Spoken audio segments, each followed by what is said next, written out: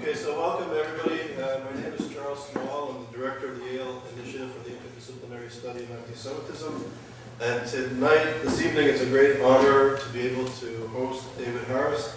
Mr. Harris is the executive director of the American Jewish Committee, and he has held this position since 1990, so we're very grateful that he's come up to New Haven this evening. Mr. Harris has been involved in issues for decades. He was very much involved on the ground, helping the emigration of the former Soviet Jews emigrate to the West, the United States, and to Israel. He was actually detained on several occasions and expelled from the former USSR for his activities to help with the refuseniks. He was serving as the national coordinator for the Historical Freedom Sunday for Soviet Jewry. This is when the huge turnout in 1987, people were marching in Washington and also in Canada and Europe to let the Soviet Jewish people go. He's a key figure in the 16-year struggle to repeal the resolution in the United Nations that Zionism is racism, so he was on the forefront of that. He's been honored in many ways on several occasions. I'll just be brief. In 2003, he received a Lifetime Achievement Award from the Russian Jewish community in the United States for his lifelong dedication to the physical and spiritual return of Soviet Jews to the Jewish people. He's been honored by the government of Poland in 1999, the German government in 2004 by the German Armed Forces, in 2005 on 2 occasions by the French government, and in fact in 2007 he received the French Medal of the Republic from President Sarkozy. And he was also honored by the President of Latvia, and the Latvian government and President gave him the highest orders, the Order of the 3 Stars. He studied, his first degree was at the University of Pennsylvania. He graduated in international relations from the London School of Economics. He studied at St. Anthony's College, my old alma mater in Oxford, and has been a visiting scholar at Johns Hopkins University. Honorary doctorate from the Hebrew Union College, and he's also a member of the Council of Foreign Relations. In addition to this, he's written 6 books and authored many articles, and his articles appear regularly in the international media.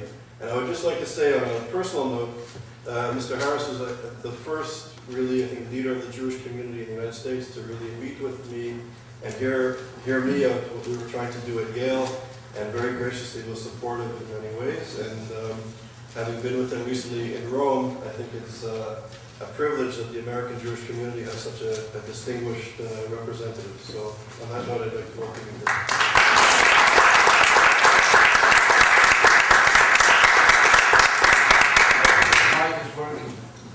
It's not working.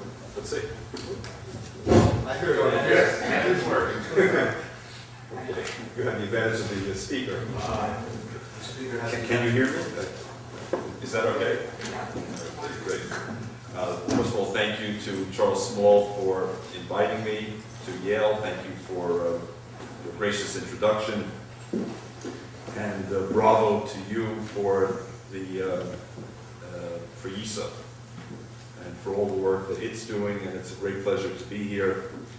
And so you know, Charles induced me to come here because our last meal was an Italian restaurant in Rome, and he said that's nothing compared to the Italian food in New Haven. But he said, first you have to work for your dinner, so give your speech, and if you do well enough, I'll show you what real Italian food is like here in New Haven. So I'm looking forward both to this occasion, to this conversation, and also to what's promised afterwards. I'd also like to introduce my colleague, Doug Lee, from the American Jewish Committee, who's joined me here this evening. And Doug has also brought some information about AJC, but also for the students at Yale, about our fellowship program, of which he himself was a participant, and which I think offers some very exciting public policy opportunities for those who may be interested in the intersection between Jewish diplomacy, Jewish advocacy on the one hand, and public policy / international affairs on the other. And for those who may not be students, but who may have children or grandchildren who are students, you're entitled to take the brochure as well, please, and to share it with them. I was asked to speak about the challenges in global diplomacy, which is what, as you heard, I've been doing for a living now for, I hate to admit it now, over 3 decades. I wanted to talk a little bit about not necessarily the daily challenges, though I'm happy in conversation to do so, but to step back and talk about perhaps larger challenges which may be here not just today, but also tomorrow. In fact, it may even loom a bit larger tomorrow. So I want to do that first, and secondly, I want to, if I may, take you inside a little bit the decision-making in an organization like AJC in terms of not only grappling with challenges, but grappling, if you will, with dilemmas that we sometimes face in dealing with issues out there. So that's my agenda for my part of the evening. I hope your agenda is to formulate good, thought-provoking questions so we can stimulate discussion about things that I haven't touched on or haven't touched on convincingly or sufficiently in the course of my remarks. Firstly, I think we have to face the fact that the world is structurally changing. That may seem painfully obvious, but the question is, what changes are taking place and how do they affect Jews, Jewish communities, and Jewish diplomacy? The biggest change, as far as I'm concerned, structurally, is that we had a brief period in the 1990s with the collapse of the Soviet Union and the Soviet order, in which the United States rode high, indeed rode supreme. When the French foreign minister of the time, Hubert Védrine, referred to the United States less than admiringly as the new hyperpower. Superpower was not sufficient to describe the concentration of power that America had on the ashes of the Soviet order. Well, that period seems to have come to an end to the extent that it actually existed. And here we are in 2008, looking forward, and frankly we see a rather different world in which the United States still has enormous power, to be obvious.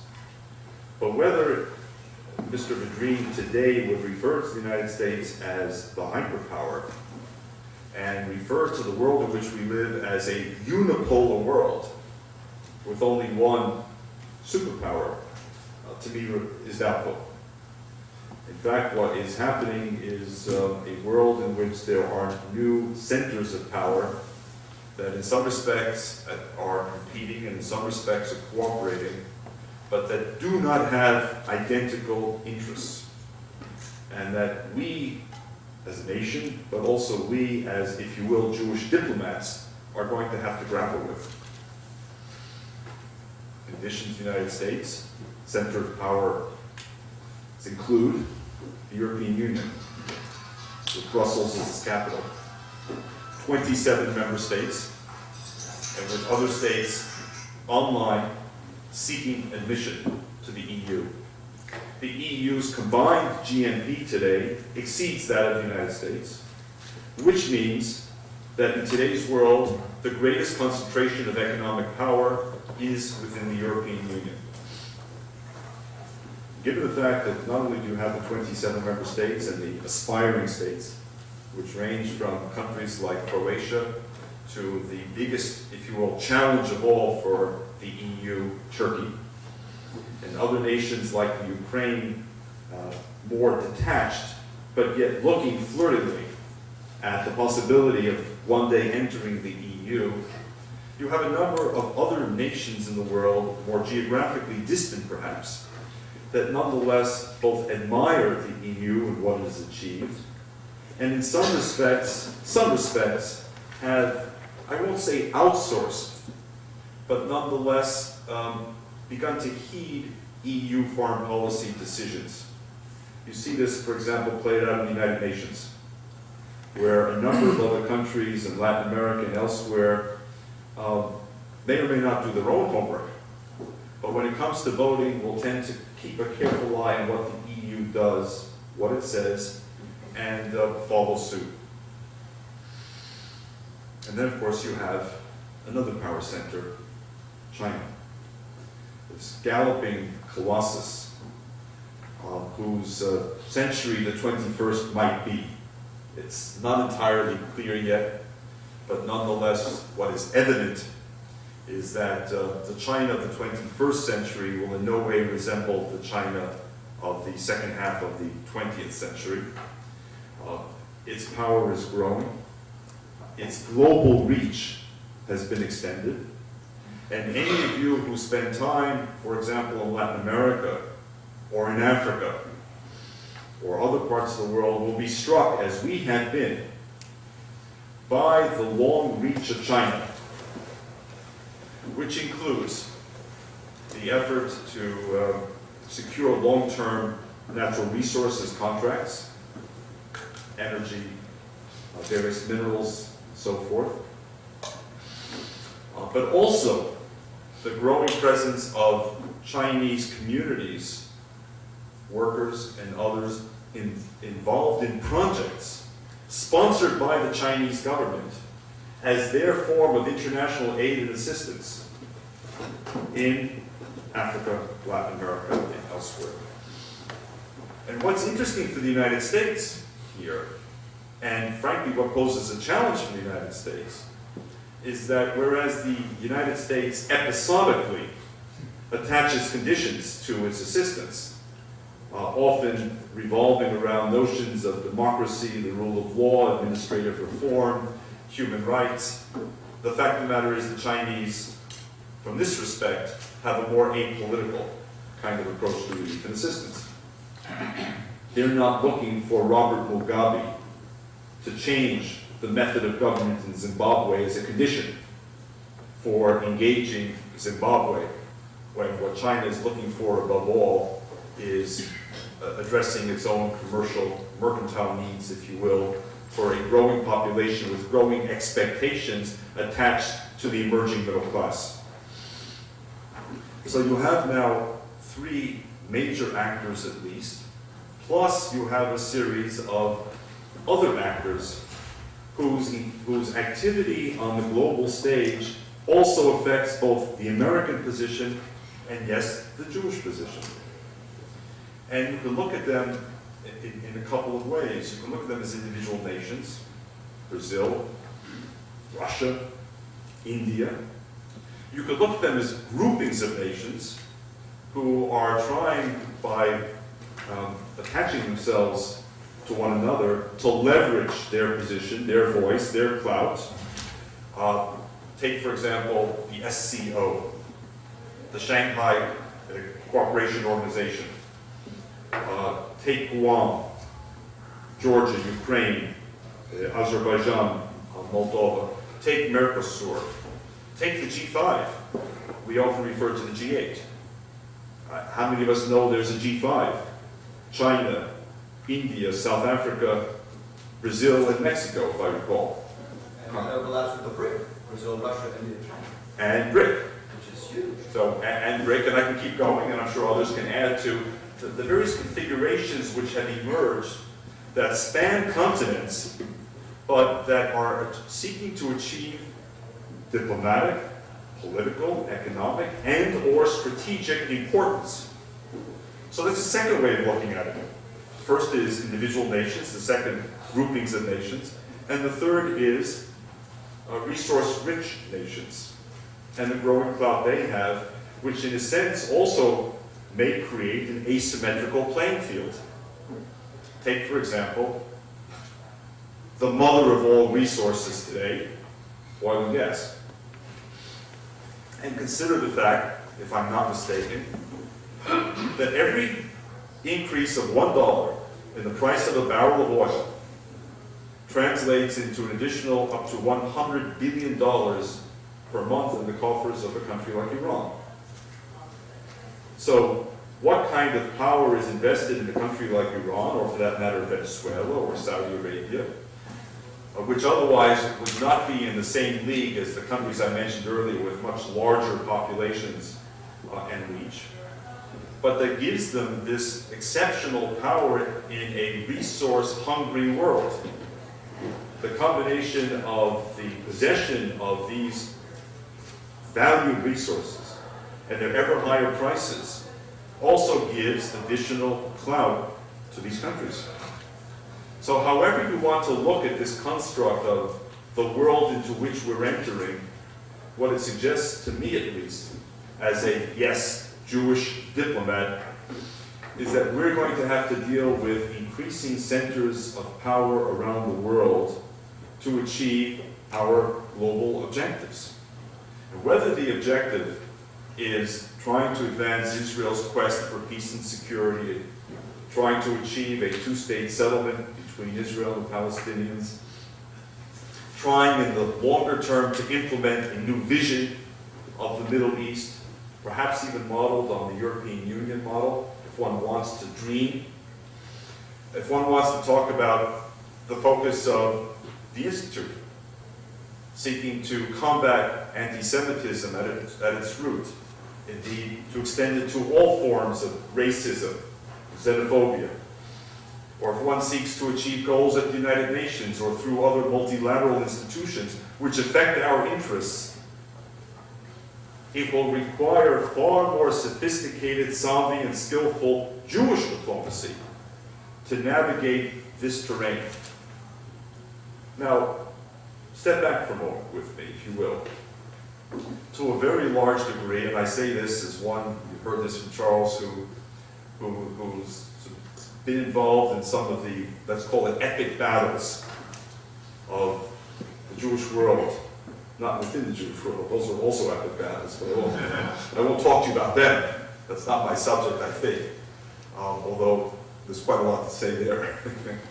But those epic battles of the rescue of Ethiopian Jewry, the rescue of Soviet Jewry, the 16-year effort to repeal the UN Resolution 3379 equating Zionism with racism, the effort to ensure the solidity of the U.S.-Israel relationship, the effort to ensure that Israel is afforded equal treatment, not better, but not worse, at the UN, and so on. All of those epic battles that have been fought over the last 25, 30, 35 years were all premised on a strong United States.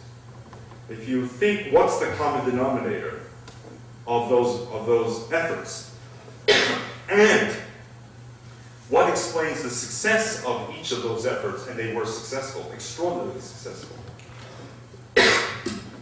In every case, the United States has played a pivotal role, absolutely critical role, a determinative role.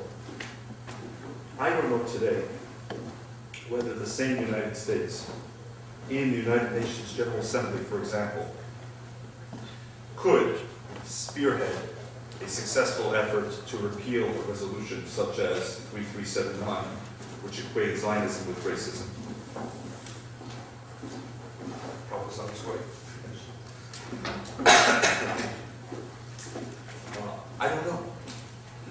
I don't know that the United States today has the muscle, the clout, the standing, in order to achieve that kind of success if it determines that this is a high priority for American foreign policy. I don't discount for a moment the key role that the United States could and would play. But the question I'm asking is another one. Would it be determinative in this changing world? When the U.S. spearheaded the abrogation of Zionism as racism, it was 1991. It's a very different year. It was 2 years after the Berlin Wall came down, and it was the year that the Soviet Union imploded. It was the year, in other words, of the onset of American hyperpower, to quote the French foreign minister. So, we have a changing world, and we need, as I suggested, Jewish diplomats who understand that world, and who know how to go to Beijing, and how to go to New Delhi, and how to go to Brussels, and how to go to Moscow, and how to go to other key capitals, and how to make a case. A case, I should add, that is not based only on what's good for the Jews, in quotation marks, but a case that can be persuasive to the Chinese or the Indians or the Russians or the Europeans about why our objective ought to be their objective, not simply for our interests, but for their interests. And that's why I speak about the need in global diplomacy for the savvy, sophisticated Jewish diplomat today. Because to understand how you speak to a Chinese leader, and how do you help that Chinese leader to understand why Israel's well-being and security, or the struggle against anti-Semitism, or the campaign to prevent Israel's isolation in the UN is not simply an American objective or a Jewish objective or an Israeli objective, but ought to be a Chinese objective and a global objective, requires a certain amount of understanding of the other side. In this case, of the countries I mentioned. The UN itself is becoming an ever more important actor. Some welcome that, others do not. I'm not here to suggest whether it's good or bad, it's simply a fact. It's a fact we have to recognize. When the Nobel Peace Prize Committee a couple of years ago gave its Peace Prize to the UN, it was making a statement. And when you travel to Brussels, when you travel to Ottawa, when you travel to Tokyo, when you travel to Oslo and to other key capitals, they view the UN as important. Flawed, to be sure, but important. And they're not prepared to ignore or sidestep the UN. And therefore, we can't either. Now, the UN, and you heard from my colleague, and some of you, perhaps if you were here, when Hillel Neuer of UN Watch spoke, and UN Watch is an affiliate of AJC, but if you heard him, then you heard the challenges we face in the UN and the multilateral system as Jewish diplomats. If you weren't there, let me mention a couple of points, and forgive me if anything you hear is repetitive. One thing is not repetitive because the news came today, and that is that just today the UN Human Rights Council in Geneva voted on certain key elections for positions, and among them, the person with the highest vote for the UN Human Rights Council was a gentleman named John Ziegler from Switzerland, who was a co-founder of the, listen carefully please, the Muammar Gaddafi Human Rights Prize, and has a rather consistent record of support for people like Robert Mugabe, Fidel Castro, and others, and a rather consistent record of hatred, and I use the word advisedly, for the state of Israel, which he's accused of a whole host of crimes over the years. John Ziegler was, among all of the candidates for the posts, the recipient of the highest number of votes. And here, let me add this. You might ask, where was the United States? And the answer was the United States was absent, because the United States is not a member of the UN Human Rights Council. Why should we be? We don't respect the world court. Well,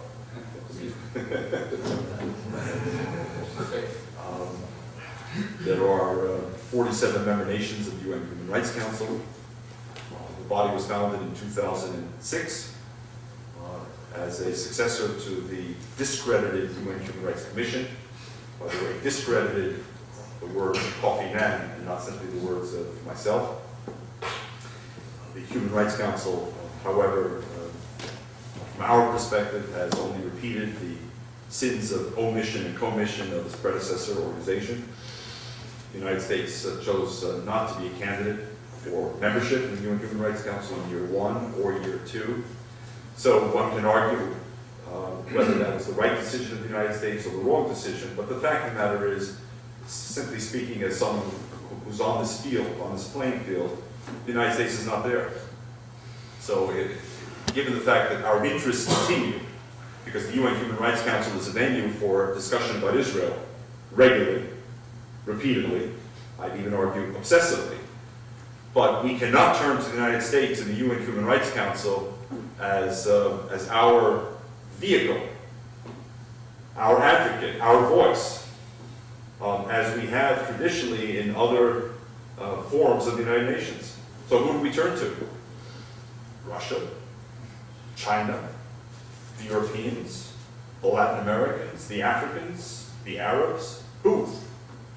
Or do we simply take the cavalier attitude, well, to hell with them all, it doesn't matter what the UN Human Rights Council does, I couldn't care less, it's irrelevant. Well, it's not irrelevant. It's not irrelevant, that's the point. When 47 member nations of the United Nations gather as the only convening body in the world, governmental body in the world, whose charge is monitoring and protection of human rights, however much they may abuse that charge, the fact of the matter is there is no substitute today. That becomes the court of governmental opinion on human rights. How is our voice going to be heard? How are our interests going to be protected? And incidentally, just to extend this, it is that body from which emanates the planning for Durban 2. You remember Durban 1, the UN World Conference Against Racism that took place on the eve of 9/11. That was a world conference which had both a governmental and a non-governmental component to it. And as you may recall, the non-governmental forum in particular, from our perspective as, yes, Jewish diplomats, went completely off the tracks. HAC was there, our affiliate UN Watch was there, others were there, and the stories that people came back with were quite horrifying. People were physically afraid as Jews, as Zionists, as friends of Israel, whether they came from the left, the center, or the right, didn't seem to matter a whole lot. The governmental conference was slightly better, but only slightly better. Now, let me finish. I promise lots of time for questions, as much time as Charles will give us. And now we have the planning for Durban 2, which will take place in 2009, venue to be determined. But let me give you another insight into the UN, the world in which we're living. Who's the chair for the planning of Durban 2? Now you can raise your hand to do it. If you know the answer, anyone. Libya. Libya is the official chair for the planning of Durban 2. I don't know how you feel about that, but it doesn't give me a great deal of confidence that Durban 2 is going to be what it ought to be, which is a review conference on racism. Lord knows that the world does need a conference on racism, and especially on understanding best practices for dealing with the very real phenomena of racism around the world. But when a conference becomes hijacked and turned instead into a forum that becomes singularly concerned with Zionism and returns to the debate of Zionism as racism, it not only does a disservice to Zionism, but it does an even greater disservice, I submit, to victims of racism around the world. Because this was to have been their forum. This was to have been the place where they had their day in court, where those who are the true victims of racism around the world, and of slavery, and of persecution, based on religion, based on ethnicity, based on language, based on tribal affiliation, based on their indigenous status, have largely had their interests ignored or minimized because of this obsessive preoccupation with Israel and with Zionism. And again, with Libya in the chair, I fear we're likely to face the same situation. And thirdly, we live in a world where we're facing increasingly a dangerous potential mix. And that's going to challenge us as Jewish diplomats. And that potential mix is in a way played out with the Iranian question. And that is, what happens if and when nations that have goals that are, for us at least, potentially dangerous, even lethal, acquire weapons of mass destruction, and marry those weapons of mass destruction with their ideology slash theology slash eschatology, i.e. end of days thinking. What happens then? What kind of a world do we enter? Now, we've had a taste of it with North Korea, which may or may not be contained.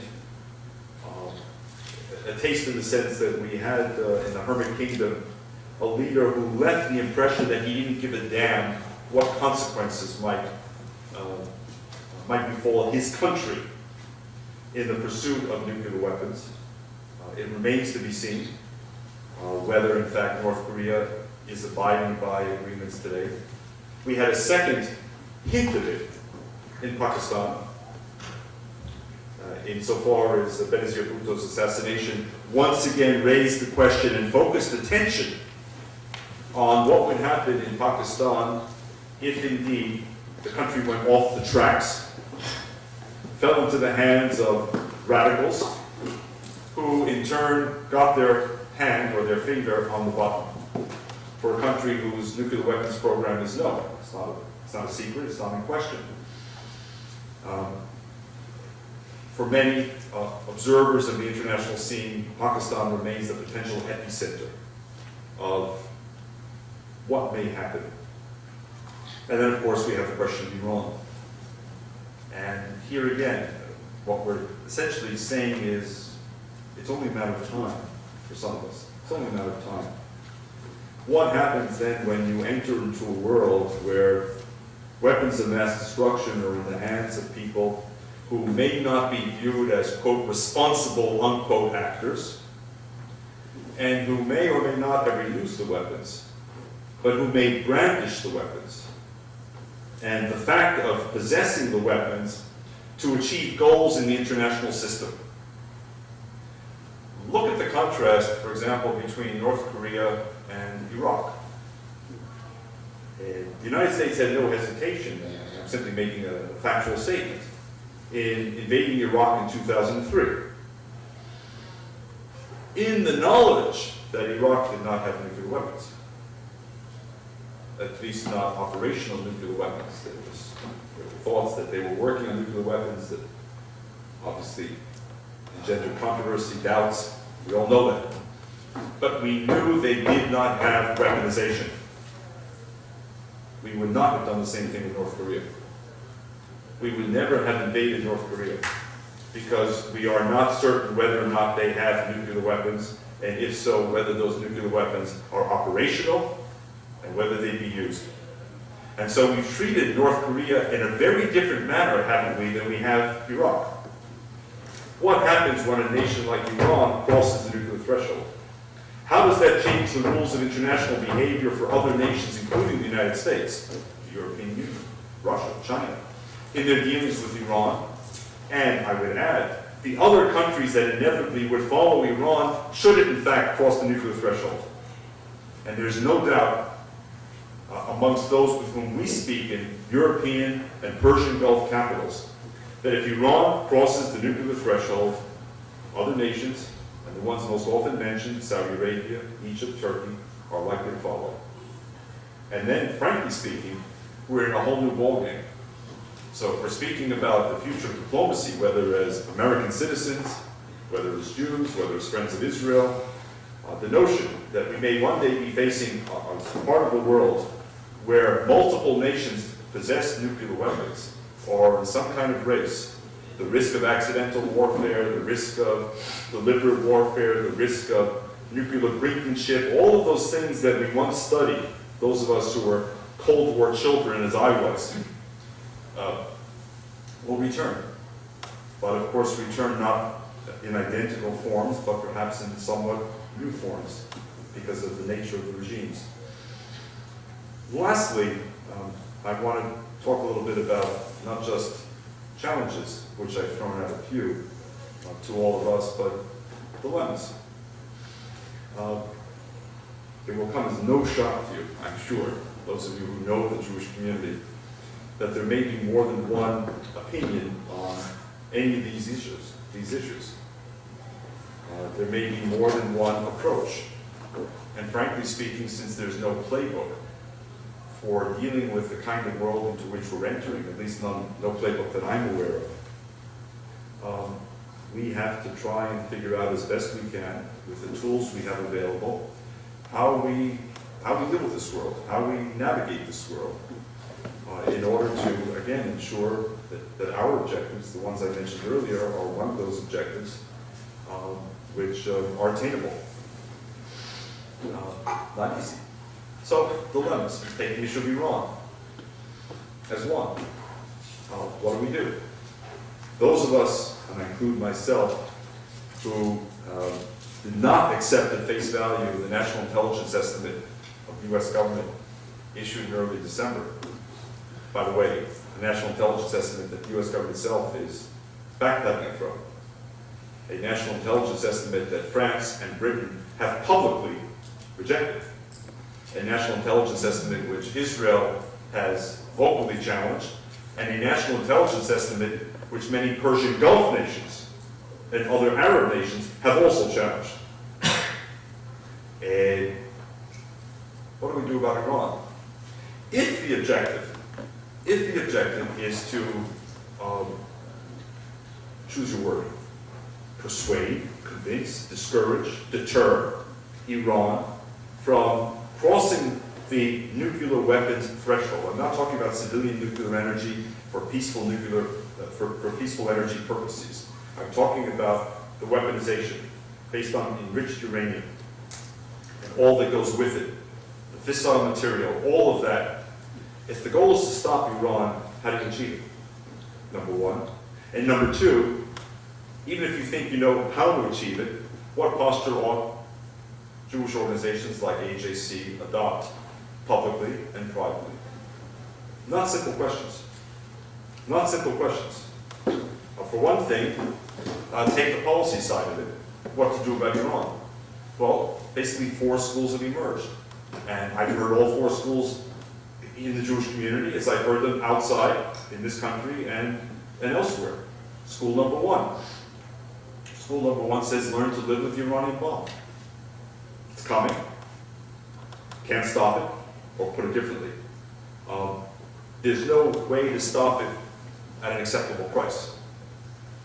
So learn to live with it. Go back to Cold War deterrence theory. Go back to the theory of mutually assured destruction. And persuade the Iranians that if God forbid they ever use it to annihilate the state of Israel or any of their other claims, then they're going to be destroyed in the process. And count on their rational thinking as rational human beings, which will discourage them from wishing to be destroyed.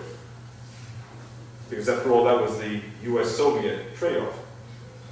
We didn't like each other, we had lots of differences, of course, but at the end of the day, we may not have realized it then, but both sides were rational thinkers. The Soviets were rational enough to understand that if they triggered a war with the United States, they in turn would be struck. And that given the fact that we had air, land, and sea capacity to deliver nuclear weapons, and given the fact that the Soviet Union could not destroy all 3 at once, we had second and third strike capability. And similarly, we knew that if we used nuclear weapons with the Soviets, they too had 3 strike capability, and we would be destroyed. And lo and behold, what we saw instead were proxy wars. Ethiopia and Somalia, Israel and Syria and Egypt. But we never saw the direct war.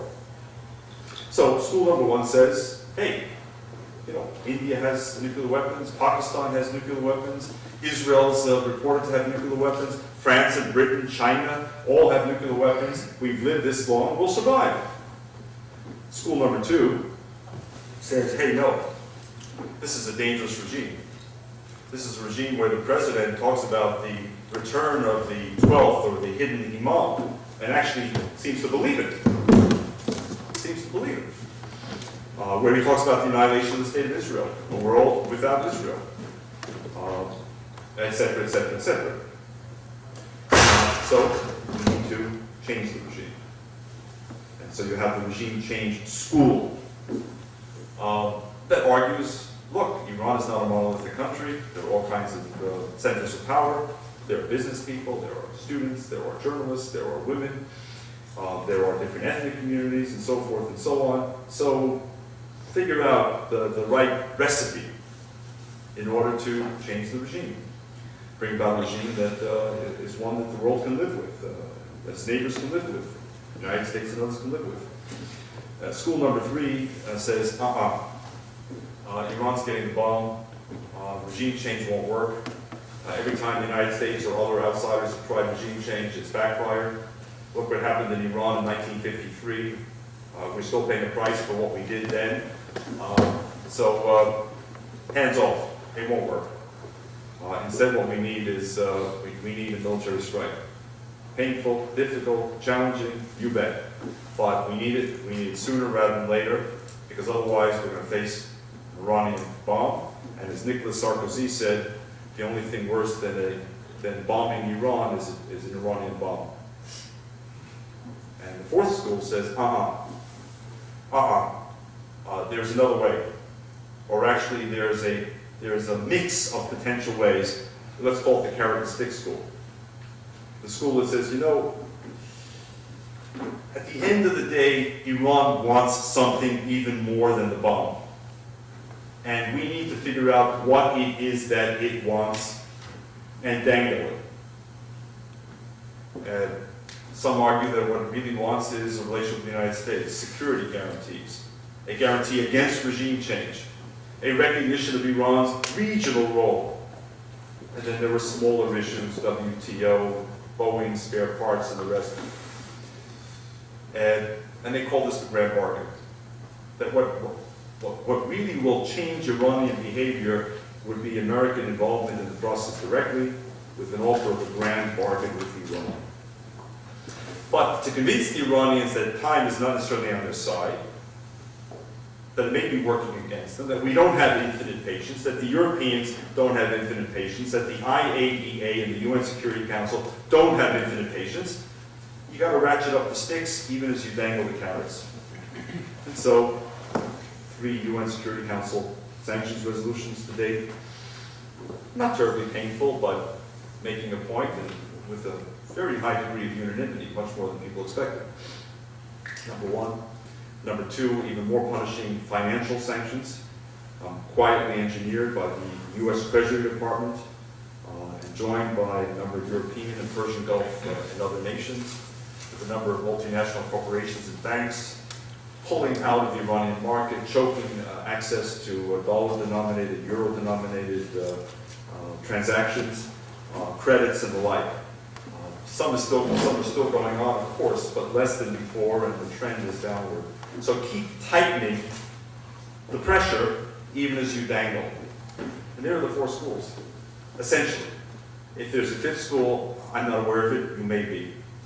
And so organizations like AJC, which are profoundly concerned by Ahmadinejad, the president, and what he says with respect to the Shoah, the Holocaust, Israel, what he does in the field of human rights, what he does in sponsoring terrorism, have a stake in the outcome of this. So on the one hand, we have to grapple with the schools of policy, and on the other hand, we have to grapple with what kind of position does a Jewish organization take in the public sphere. Do we speak out? Do we advocate quietly? Do we do so alone? Do we do so in coalition? Do we do so in coalition with other Jewish groups, with non-Jewish groups? Who are those non-Jewish groups? What are their agendas? These are not simple questions, but they're profoundly important questions given the stakes involved. So I think I've probably gone on, Charles, long enough, although I'm just getting warmed up.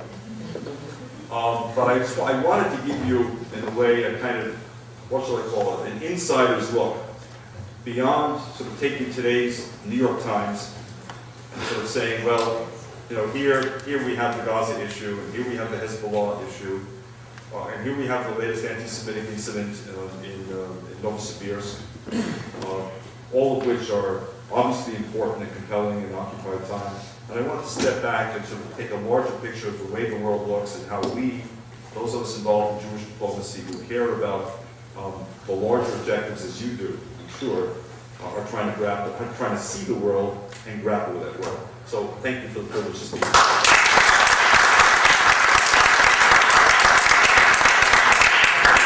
We'll have a Q&A session, and I'll take the prerogative to start off the question. Okay. So from a diplomatic perspective, being based in the United States, it seems that in the United States, particularly on campuses within government, I think the accusations of Walter Mersheimer has resonated. And people seem to be, in my opinion, a bit on the defensive when it comes to issues of Iran and the threats, and the very real threats that Iran is launching to the future of Israel. So in a sense, I want to flip it.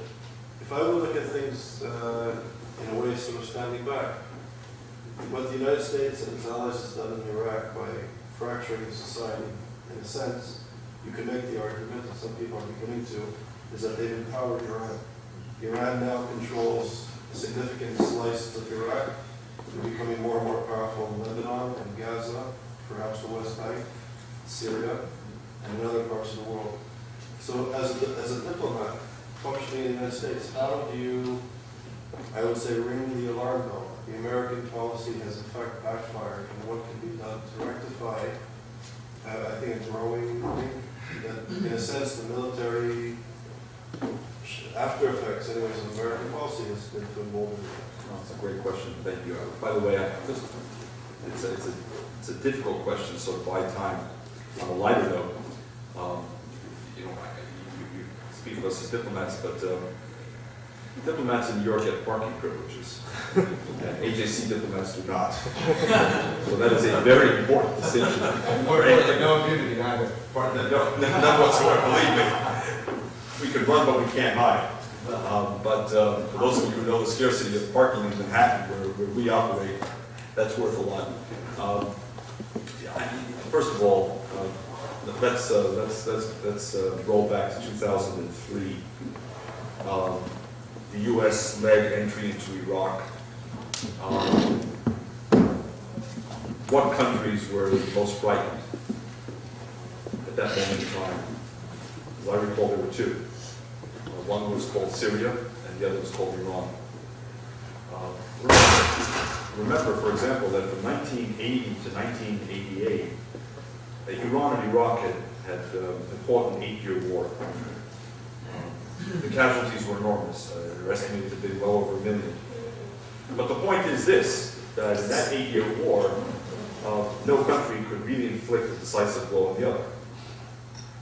The United States led army in 2003. Again, this is not a question of whether you support or oppose the war.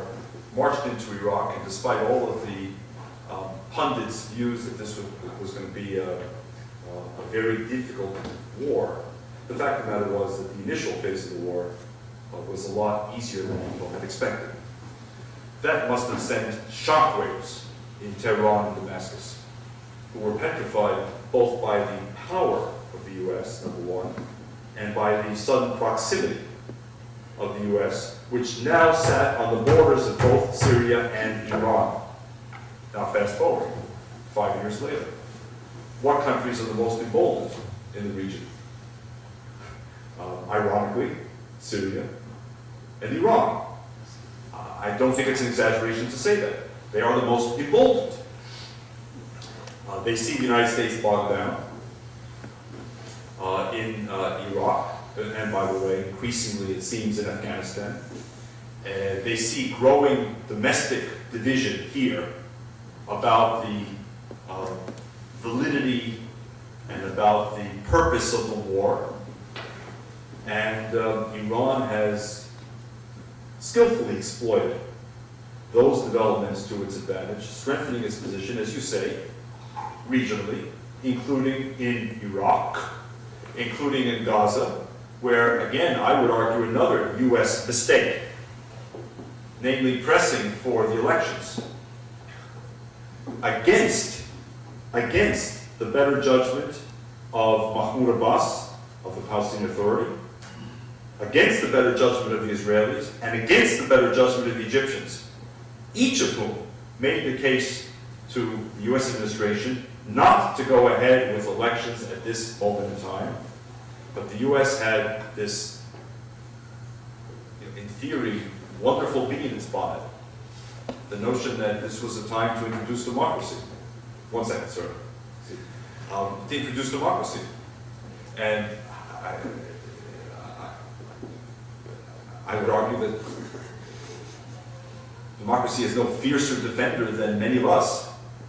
But at the same time, look what we have now. A situation which only complicates matters more and strengthens Iran, as Iran has also been strengthened in Lebanon through the nexus of its relationship with Syria and Hezbollah. And as we see, Lebanon today does not have a president, is not likely to have a president tomorrow. And meanwhile, that fragile majority in the Lebanese parliament that was prepared to elect an anti-Syrian president is one by one disappearing as victims of assassins' bullets. And there seems to be a clear line between those bullets and that strategy and what capitals? Damascus and Tehran. But your question goes beyond that. And now I'll come, if I may, to this gentleman. It has to do with how do we present to a skeptical American public today that fears further entanglement in the Middle East after witnessing Iraq and Afghanistan, and then wonders, wait a second, does this mean that people are pushing us toward war in Iran? And the answer, it seems to me, is number one, no. No, I put Walter Mearsheimer aside.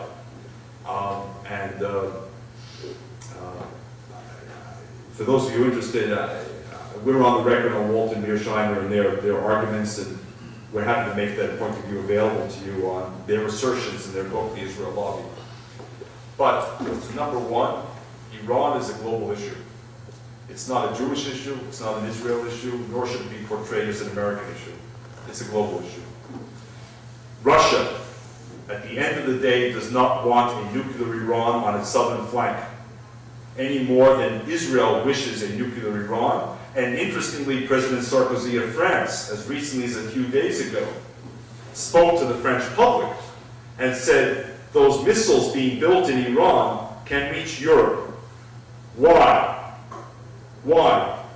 If uranium enrichment is for peaceful purposes only, why do they need to extend the range of their ballistic missiles in Iran to reach Europe? So, Charles, it seems to me that the first answer is the answer that Iran poses a global challenge, and we need to ensure that it is seen that way, and that the challenge is not somehow personalized as simply the challenge of AJC or the Slivka Center or American Jews or the State of Israel or the United States. And secondly, I think we need to challenge various communities that ought to be more concerned about Iranian policies, plural. When the president of Iran comes to Columbia University in the fall of 2007 and cavalierly declares that there are no homosexuals in Iran, that women are the freest in the world, it seems to me that anyone concerned about human rights needs to be heard. When students in Iran are imprisoned for exercising a right of protest, students at Yale University should be the first ones to be heard. And it doesn't matter whether they're Jewish, Christian, Muslim, Baha'i, Zoroastrian, atheist, agnostic, or whatever. And when women's rights are denied, and when people are hung in public, as we have seen, it seems to me it requires an international human rights outcry, and not just from some of us. So those to me are the main points. May I call this gentleman? Sir. What about the infidel issue? Take me a step further. There was a conference. Help me. there was a conference of some 56, 57 Muslim countries in Malaysia. Right. At which point, that conference finalized with the elimination of the infidel. An infidel is one who does not believe Muhammad or Allah, which means the rest of the world. There's some 1 billion, 300 billion, according to your numbers, of Muslims in this world. 57 Muslim countries in the United Nations, almost 1/3. What power do they generate? But the infidel question, as far as I'm concerned, has something to do with our president's policy. And on that note, I would like to say, I'd like to see our Americans love America more than they hate President Bush. Okay. I think what you're referring to, sir, is the 57-member Organization of the Islamic Conference. It's called the OIC, which met in Kuala Lumpur, Malaysia, a couple of years ago, and it coincided with the end of the leadership of Mr. Mahathir. Does that name ring a bell? He was the Prime Minister of Malaysia. He's the one who gave the speech that you're referring to, I believe. And he's the one who invoked openly, transparently anti-Semitic language at this governmental conference of 57 member states. And what was the response? He got a standing ovation. So I think your concern, if I'm not putting words in your mouth, I hope, which was our concern, was wait a second. 57 governments sit there, listen to this, and then give a standing ovation. Is that the kind of message that should be sent? Now, we spoke with a number of the governments afterwards. And they say, well, you know, we gave a standing ovation not to his anti-Semitic part. We gave a standing ovation out of respect to him as the Prime Minister of Malaysia, to other things that he said in his speech about development and sustainability, and out of respect for the fact that he was retiring as Prime Minister. So this is what we were told. You can choose to believe it or not. I don't. Why doesn't that surprise me? But the larger question you ask is the right question. I believe the larger question you ask, which will define the 21st century, is in effect, I'll invoke Rodney King. Remember Rodney from Los Angeles? You know what did he say? Like we live together. And we all sort of learn to live with each other. And you know, again, it may sound hokey, but I think at the end of the day, the 21st century is going to largely revolve around that very simple but profound question. At which point, someone might say, well, David, yeah, sure, but that's always been the case. I mean, love thy neighbor as thyself is about 3,000 years old, and we still can't get those, love thy neighbor as thyself, we still can't get those 5 words right. It's either that or we're not too fond of ourselves. Well, maybe. So we can't get those 5 words right after 3,000 years. The difference is that in the 21st century, those who want to emphasize otherness will have weapons of mass destruction. That's the difference.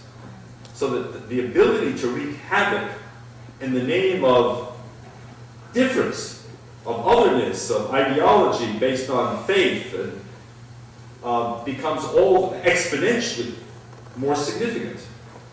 And so that's why it seems to me in the 21st century the real race will be to find not just people here, but yes, there are people within those 57 countries represented at the OIC, I want to believe, call me naive, who don't share an apocalyptic goal and who don't share the view that this is a civilizational conflict along religious lines. I want to believe it. One of those 57 countries, for example, is Turkey. And I'm not prepared to believe that all 70 million inhabitants of Turkey share that view of the Prime Minister of Malaysia, for example. Since when do people count? Well, they have to count. They have to count because the truth of the matter is, just one more thought, I see a few other hands. The leaders. Well, for 1 second. And we're not going to change Islam from the outside, sir. any more than Muslims are going to change Jews on the inside. The Kulturkampf, if you will, the cultural struggles, I believe, are as much within civilizations as between. So, you know, if I had a bit of conceit and a bit of time, I would write a response to Samuel Huntington's book, and I would call it The Battle Within Civilizations. Because I believe it's the battle within civilizations that will ultimately define whether or not there is a civilizational struggle or not. And believe me, there is a battle within civilizations. Within the Jewish world, there is a battle for the soul of the Jewish people. You see it played out in Israel, you see it played out here. Within the Christian world, it's still, take the Vatican, between the, if you will, the apostles of Vatican Council II, and the spirit of John Paul XXIII on the one hand, and those who represent a far more conservative. Pope John the 23rd. Pope, I'm sorry, what did I say? Said John Paul. I'm sorry. These splinter cults are hard to keep track. John, The splinter cults are hard to keep track. and the pre-Vatican Council II believers, take any civilization. So it seems to me that we can't write off, and I'm not sure whether you were suggesting it, 1.3 billion members of a global faith and simply monolithically say they are all this or that. Ultimately, the soul of Islam will be determined by Muslims. And those of us on the outside will watch with great interest, will have a stake in the outcome, to be sure, may be able on the margins to make some decisions. For example, whether Turkey does or does not get into the European Union does affect this vote, this discussion, as one example. So there, Europeans may have a role in shaping Turkey's future. But ultimately, it's within. And that's where the battle will be fought, and I believe that we cannot simply write off that battle as if they're all the same, they all believe the same, they all hate us. Some do, I'd like to think some don't. Charles, you're in charge. Thank you. Thank you, sir, for your question. And Yeah, so I wonder if you can say a little bit more about the way AJC diplomacy shifted now that there's these sort of new sources of new centers of power. For example, China, India, Brazil, South America. And I wonder when American Jews are now talking to representatives, politicians, intellectuals from those countries, how the common ground is different. What you appeal to, besides, say, the kind of obvious threat of Iran, you're not talking, say, just, you know, Western Europeans anymore, but when talking, for example, to people in Asia or in South America, what it is that you do refer to? Yeah. well, first of all, AJC has sort of staked out a very ambitious foreign policy plan. We have 8 offices overseas, including an office in India. We've had an office in India now for several years. And we have been seeking for some time to open an office in China, which is a little more complicated on the ground. We have as well 4 regional institutes, fully funded, fully staffed, 1 on Asia, 1 on Africa, 1 on Latin America, and 1 on Europe.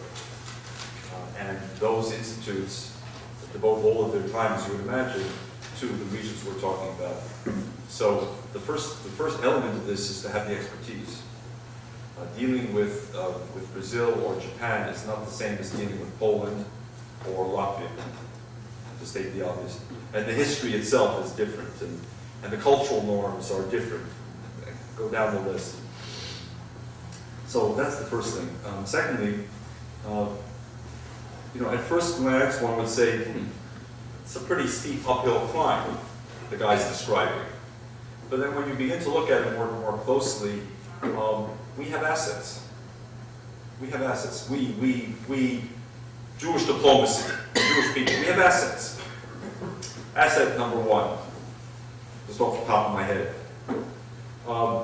According to historians, there are only 2 countries in the world that house Jews with no history of anti-Semitism? India being what? China. Bingo. Non-Christian. Well, interesting, the two largest countries in the world, both galloping fast down the pike, have no history of anti-Semitism. So, to begin with, there is an advantage. Not only that, but I'll go a step further.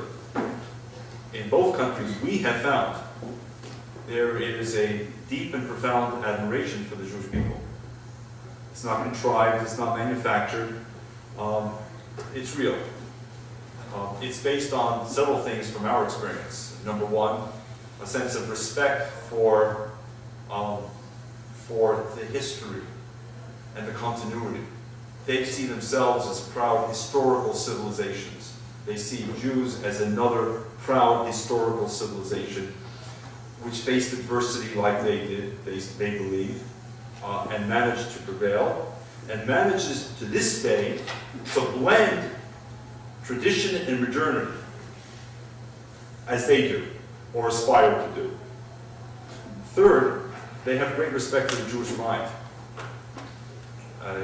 When I was in Tokyo on one of our visits, one evening we went out with several Japanese friends, and after a few sake rounds, one turned to us and said, "My friend, may I ask you a question?" "Sure." "What's the Jewish secret?" I know so many Jewish secrets, I wasn't sure which one to reveal. Well, help me. What are you referring to? He said, "Well, how many are you in the world? 15, 20 million? I know how many Nobel Prizes you've won. You know how many Japanese we are in the world? We're 120 million in Japan alone. Do you know how few Nobel Prizes we won? So what's the secret? Why have you made such a disproportionate contribution to the advancement of knowledge? And how can we learn from you?" And interestingly, if you go back to the late 80s, you may recall Clyde Haberman, who now writes a column for the New York Times, Metro section, was the New York Times correspondent in Tokyo. And he wrote a series of articles about the popularity of anti-Semitic books. You may recall that were being sold in major bookstores in Tokyo, and apparently being bought up. And some of them truly were anti-Semitic, the kind that preoccupies Charles's Institute and AJC. But some of them were more questionably anti-Semitic, because they had titles like, "Learn how to negotiate the way the Jews negotiate," or "Buy stocks the way the Jews buy stocks." Now, some sensitive Jews in America said, "Oy Volt, this is unadulterated anti-Semitism." And in their reflexive fashion, went to their press releases and, slammed the Japanese. We went to Japan instead, and we discovered they meant nothing hurtful. To the contrary, they, in their own clumsy way perhaps, intended to be admiring. They want to learn how to negotiate better, and they believe we negotiate better. They think we pick stocks better. They were saddened that someone might have ascribed to them something malicious in this. So there is that as well. Fourthly, I think, and I'll make a grandiose statement, Jews were among the early globalizers. Go back in European history, Mediterranean history, Middle East history, Silk Road history. Go back to the 15th, 16th, 17th centuries. That's the grandiose part. We were early globalizers. When the Sassoons went from Iraq to India to China, and when the Rothschilds sent their 5 sons and created an international banking system and all the rest, we were early globalizers. In today's globalized world, hundreds of years later, again, we are well attuned to being globalizers. It was interesting to me that shortly after the fall of the Berlin Wall, for example, among the very first to go into Central and Eastern Europe were Jews. Jewish businessmen, Jewish journalists, Jewish entrepreneurs, Jewish innovators, Jewish community organizers. And in our meetings throughout Asia, I can't begin to tell you how many times Indian, Japanese, South Korean, Hong Kong, Singaporean, and others would tell us, you know, in the 50s, 60s, and 70s, when markets in America were largely closed to us, when joint ventures were still a rarity, when we were trying to establish outlets in the United States or business partners, who was there for us? American Jews. Not AJC, not the Federation, not the Yale Institute, but individual Jews were more open to the ideas. Many of them remember this. So there are assets, and there's another asset. With all that I said earlier about a relative decline in American power over time, America still counts, and we still count in America. And as long as we count in a country that counts, other countries, Brazil, China, India, the ones you mentioned, will care about us because in turn they see us as important players here, important voices here with an international dimension, and we do have it. So, yeah, we have to learn new languages, and I don't just mean linguistic languages, new cultural languages, cultural competencies. We have to get beyond our Polish syndrome, meaning we can't get beyond what happened to us in Eastern Europe and recognize there's a world out there where in a country like Brazil, what happened to us in the 1930s and 40s doesn't count for much in negotiation. It's not going to win you points. You're going to have to find other ways to win points when you're in Brasilia, or when you're in Pretoria, or when you're in New Delhi, or when you're in Beijing. I think it can be done. That's my message. But it's going to require some retooling. So a question here, we'll try and take a few. I was just wondering about your comment on the Prime Minister's hypermarché, which they have, hypermarkets in France. We have supermarkets, and hypermarché is, you know, it's a big supermarket. And you talk about Iran, Iraq, and Kuwait, and actually you didn't mention Kuwait much, but they all used to be part of one empire. And the United States, for all of its America unity, is very divided in a number of different ways. And it always has been. It's part of how it's designed, part of the checks and balances of state, local, and federal. And I know this doesn't seem like a question until, well, the shadow of the nuclear that we both grew up with. I think I'm a little older than you are. Well, yeah, but we both grew up, and we both grew up with it. Well, I mean, I'm almost 50. right. To get to the point of the pointlessness, the brass is attracted to the war, but our handling of our own atomics at home has become sloppy. Not as sloppy as the Soviet, next Soviet, but when a B-52 flies across the country with a bomb by accident, That's true. you know, the brass is not really paying due diligence. Home, the little girls. Couldn't agree more on that one. And what do we do? Couldn't agree more on that one. You want to take a couple? So, Well, I had you pegged at a lot less than 50, so that's, I mean that as a compliment. first, So, okay.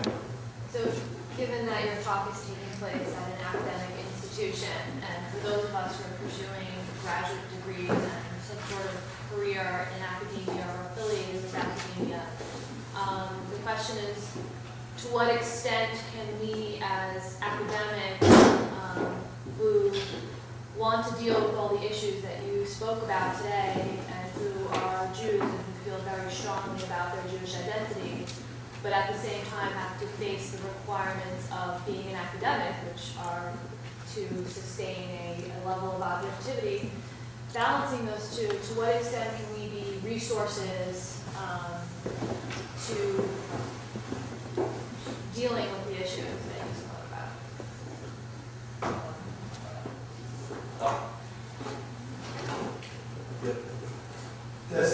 Does the free world have the patience and the stamina to prevail in the current fight. Charles raised a very negative question about where we are in Iraq and the potential for creating a power vacuum that would enhance Iran and Syria's power in the region.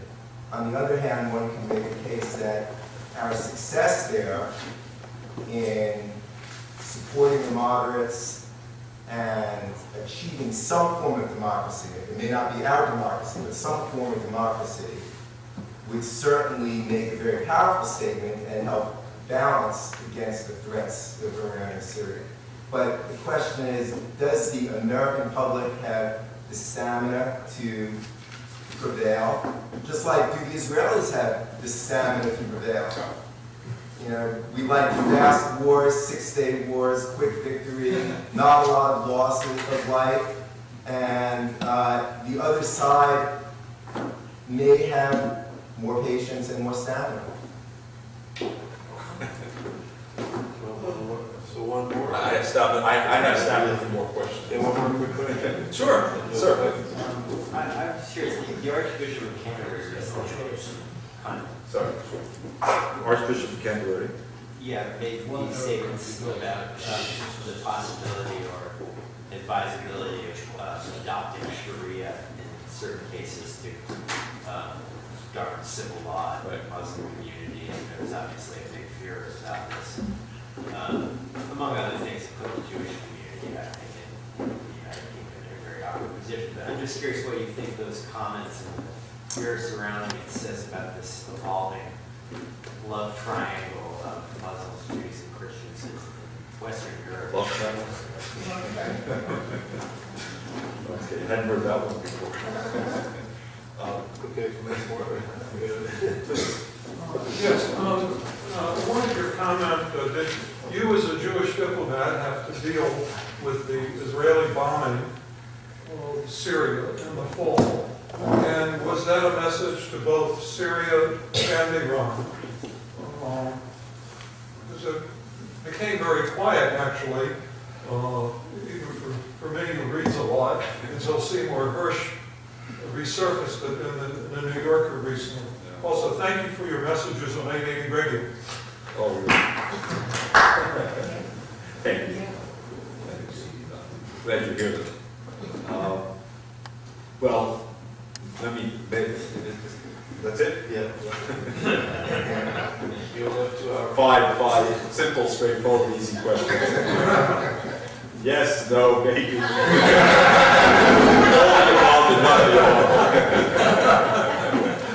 Well, let me work backwards. Yeah, what happened on September 6th, which was the date of the bombing in Syria, is interesting in many ways. I'm not privy to all the details. I'm not sure that many are. But from what I can gather, Seymour Hersh did not get this one right. In significant ways, did not get it right. What's interesting about September 6th is that there was no outcry. There was really one country at the end of the day that spoke out, and it was telling what country spoke out: North Korea. And that was not by accident, by any stretch of the imagination. What's also interesting is that quietly many of the Arab countries expressed no displeasure, in some respects even something approaching pleasure. What's also interesting is the UN did not go into reflexive action. The Security Council did not meet to condemn the Israeli action. But here's what's especially interesting for me. According to the Israelis, the Americans did not know what was going on. The Israelis were the first to discover what was going on, and yes, there was a significant North Korean connection. And it was the Israelis who told the Americans what was going on. This is important in relation to Iran. because one of the many questions surrounding the Iran issue, and one that I was not convinced by the National Intelligence Estimate of December, is what is it that we don't know? If the United States did not know what was going on in Syria for several years with the guiding hand of North Korea, if that's true, if it's true, what else don't we know? And therefore, how imperfect is our intelligence capability, both human intelligence and signal intelligence? How imperfect is it? And the theory also goes that if the North Koreans were prepared to do what they were prepared to do in Syria, how much more might they be prepared to do in Iran, which traditionally has been much closer to North Korea even than Syria? These are all, for me, very big questions without obvious answers. But again, in my reading of Seymour Hersh's article in The New Yorker, I don't think he got the main storyline right. So that was, I hope that, I think this gentleman had asked about and to what degree do they need to accommodate us? And to what degree do we have values that we cherish and seek to defend? And to what degree are those values up for negotiation? Those are active questions in many European countries. So, for example, Doug and I were recently in Germany, and we heard a discussion about, from various perspectives, on these very issues, including from a Swedish Kurdish woman, who essentially said that Sweden, and I'm paraphrasing her, I can't comment on what she said, but she said quite passionately that Sweden has essentially abdicated on its traditional Swedish values to try to create a new Sweden that reflects a multicultural belief system and value system. That's one set of discussions going on. Other countries are in the throes of their own debate. How far do you go? How far do they go in order to accommodate each other? And what forms the essence of identity? Is there something called British identity or French identity? Is it static? Is it dynamic? Is it up for negotiation, for redefinition, or what? And I think the Archbishop of Canterbury, whether he intended it or not, was triggering far larger questions about these very issues. And by the backlash that he received, beginning with Gordon Brown, the Prime Minister of the UK, I think he realized that he may have gone too far in that respect. But the debate is ongoing, by the way. Closer to home, the debate is ongoing at Harvard University. As you may have seen, I mean, with at least two issues that have made the newspapers recently. One with respect to the gymnasium at Harvard University, where a group of Muslim female students apparently asked for restricted use of the gymnasium a few hours a week because they were uncomfortable exercising in the presence of men. Did I get that right? I'm not sure I should identify him as a Harvard graduate here in New Haven, but that's his risk. And the other issue was the call to prayer, which apparently was being broadcast at Harvard Yard. Yeah, over loudspeakers. Yeah. Over loudspeakers in the course of the day, and whether this was appropriate or not.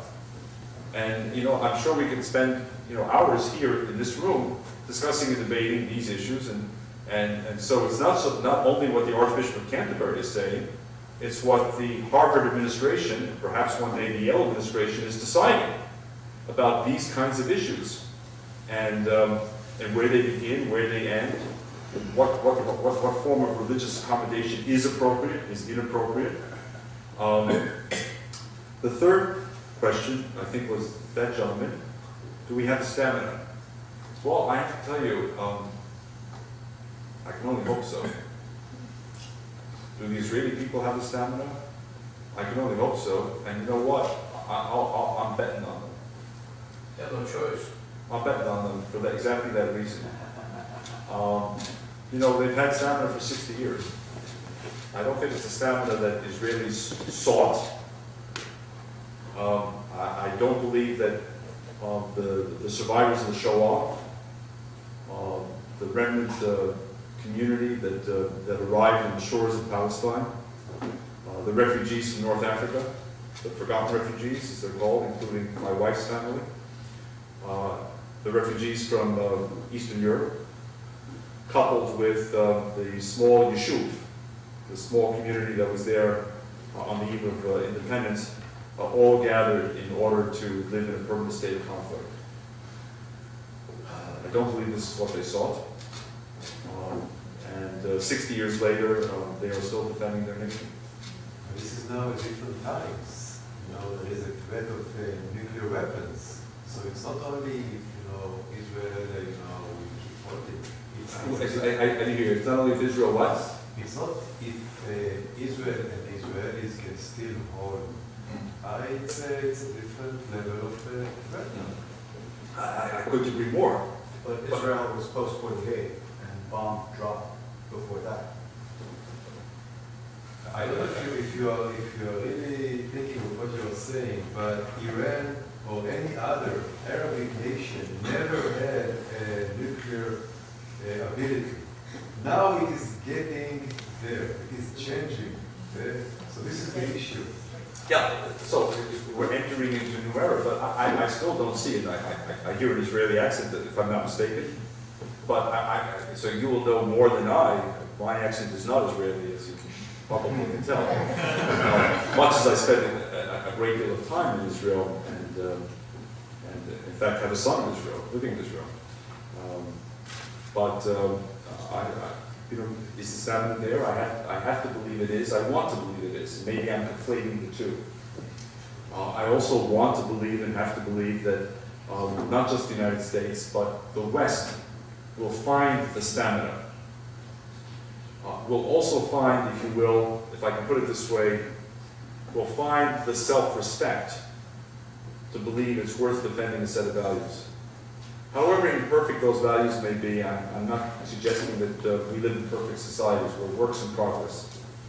But those who believe that there is no moral distinction between the Taliban-run Afghanistan and the Britain of today or the United States of today, to me, haven't understood what a Taliban-run Afghanistan is. And I found the same thing, by the way, in the Cold War. As you heard from Charles, I spent quite a bit of time in the Soviet Union, including in the embrace of the KGB.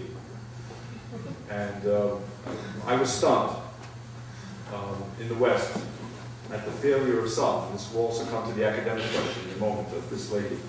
I was stunned by the failure of some in the West who should have known better to understand the fundamental moral and ethical distinctions. And by the way, if you think I was stunned, you had to see the Jews and others who were able to leave the Soviet Union and who arrived in Rome, which was the transit point in the 70s and 80s for resettlement, come to Rome and see the power of the PC, the Communist Party of Italy, and the ubiquitousness of the hammer and sickle. And even though this was a Euro-communist party, which was viewed as a more moderate version of Soviet communism, the Russian Jews were simply stunned. They had just spent years trying to get out of the Soviet Union.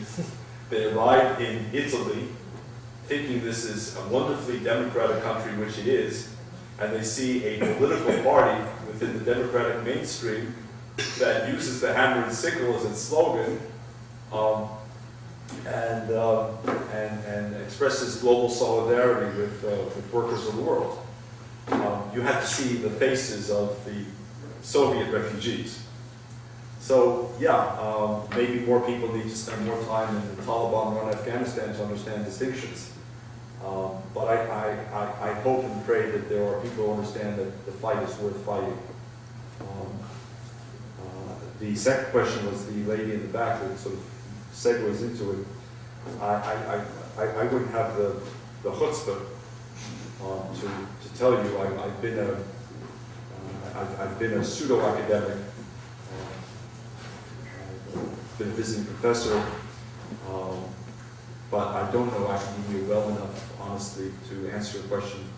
Well, the one thing that I will say is I miss the voice of students in the world today. That's a blanket statement, and I'm sure there are many exceptions, but having 3 children who've just gone through 3 universities and have now all entered graduate school, which means that, you know, I'm going to be paying for the rest of my life. So I don't know whether as a Jewish father to be proud or despairing, or both, of that, but I ask myself, where are the students? I came from that infamous generation of the late 60s. We probably spend more time outside the classroom than in the classroom, more time demonstrating and believing that we could change the world on our watch, and in some respects perhaps did.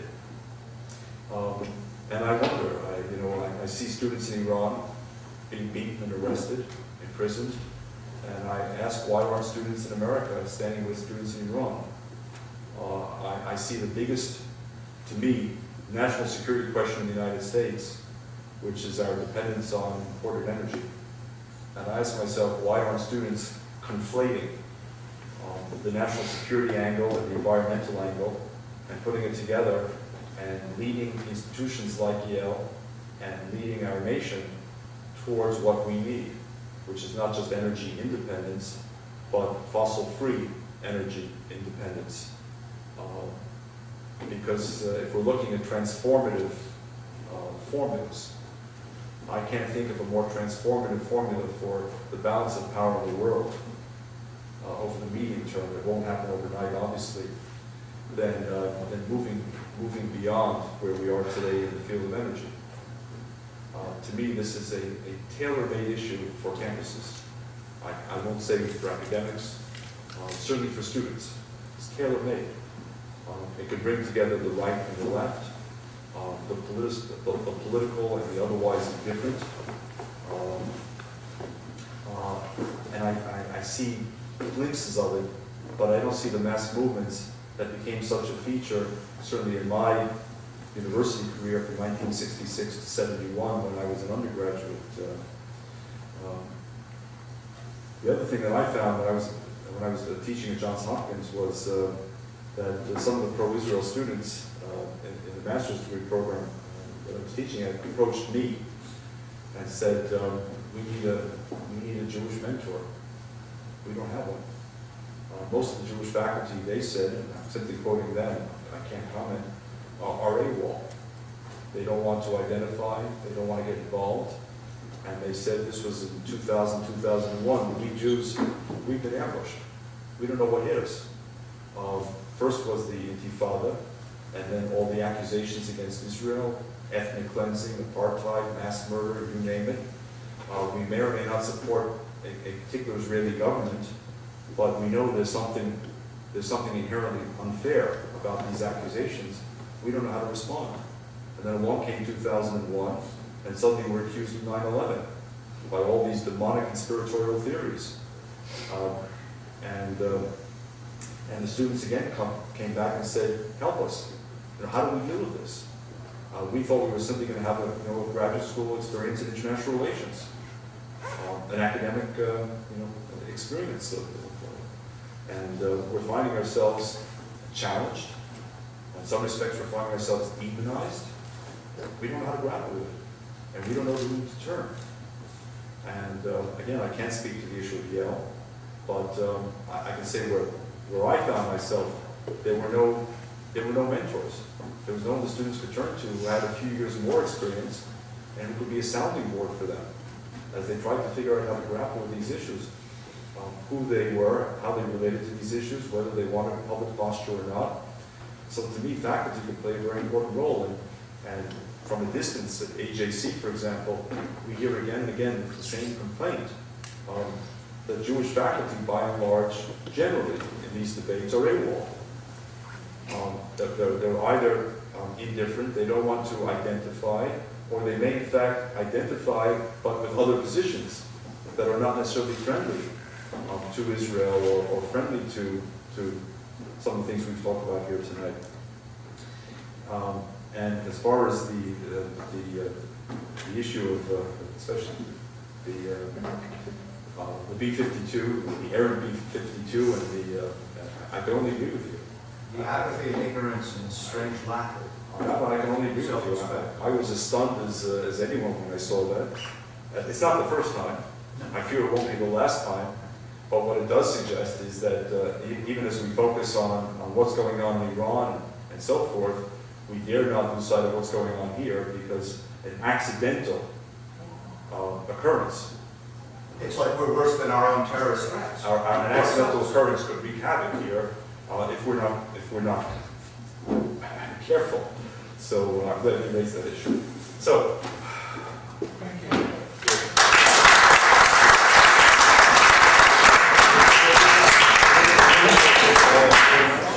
No, you're very welcome, sir. Like your